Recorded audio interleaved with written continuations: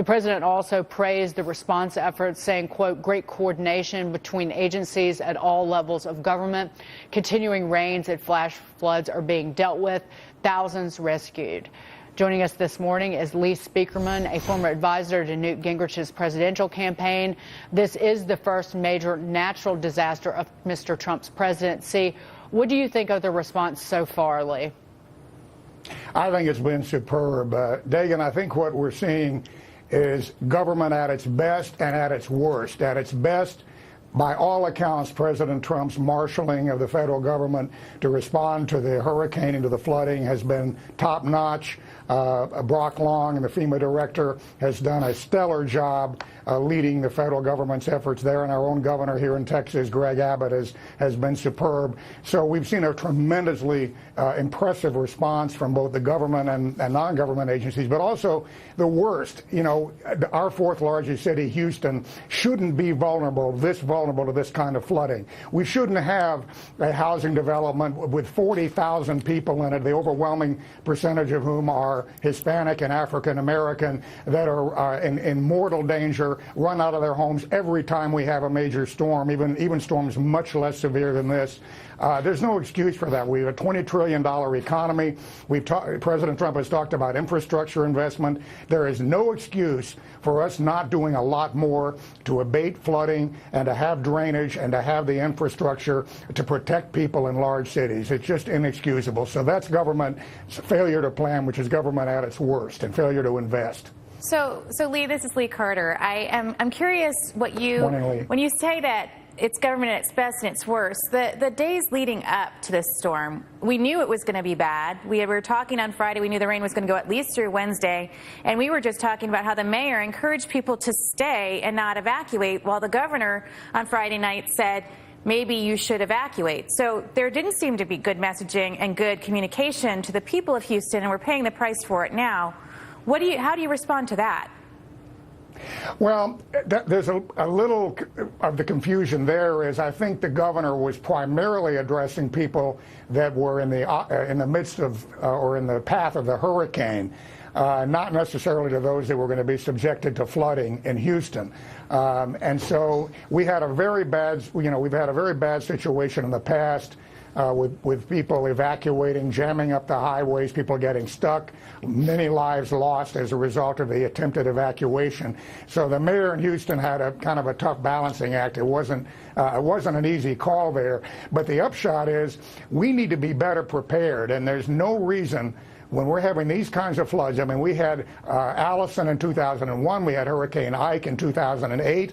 There's no reason for Houston, a city that size, to be shut down because it does not have the infrastructure to deal with flooding. That's just not acceptable in our country. Well, Mitch, just to point out one thing, Lee is referring, I think, in terms of the mayor's decision to Sylvester Turner, the mayor of Houston, his decision to telling people to stay in place, that when an evacuation was ordered after it was before Hurricane Rita in 2005, that was a very difficult experience. And I think that more than 100 people died in that instance. They were evacuating 2.5 million people. There were 23 nursing home patients, in fact, who were killed as a bus caught fire. So that certainly informed the mayor's decision with regard to Harvey. Not an easy call.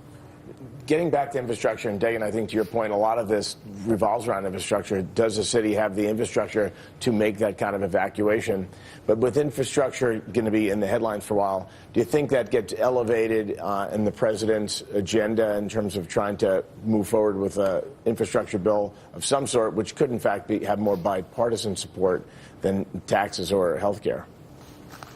Absolutely. I mean, we've got to do all three.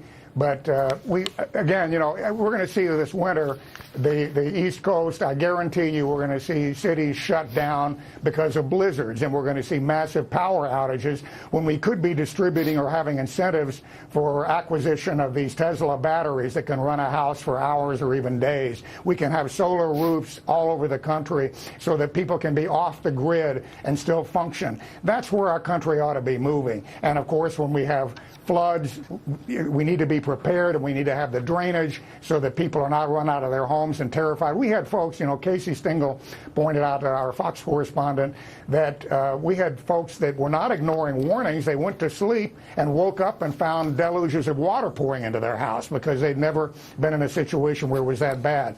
So we have absolutely got to have massive infrastructure investment across the country, not just highways, but let's get our cities ready for these events so that we don't lose lives and shut cities down and suffer major economic damage. Let's build homes on the coast. If you're going to build on the coast, you should not be able to get insurance unless you build a home in reinforced concrete or framed in steel. We should, same in tornado-prone areas. These aerial shots of matchsticks every time we have a terrible hurricane or tornado are ridiculous. But Lee, I'll just leave it at this. It is impossible to prepare for a 500-year storm. It's impossible to expect the completely unexpected in terms of the duration of the rain and the flooding and the power of this storm and how quickly it came on and hit the Texas coast. Lee Spieckerman, thank you. But we can do a lot better. We can do a lot better, though. Lee, thank you so much. Lee Spieckerman.